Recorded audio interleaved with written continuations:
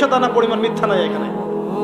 এখান থেকে বলতে যাচ্ছিলাম, দোয়া কবুলের অন্যতম একটা উপায় হচ্ছে আপনি কোনো ভালো কাজ করেন গোপনে, যেটা আল্লাহ ছাড়া কেউ জানে না, ওর ওসিলা করে আপনি আল্লাহর কাছে যান, দোয়া কবুল হবে ইনশাআল্লাহ।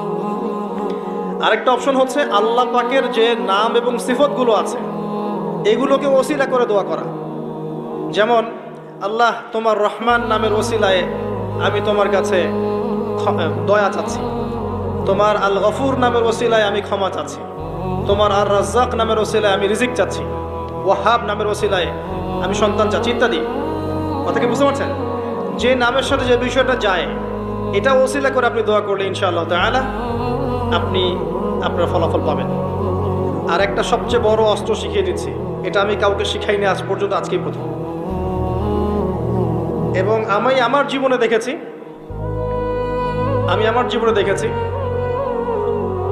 এই ওসিলা করে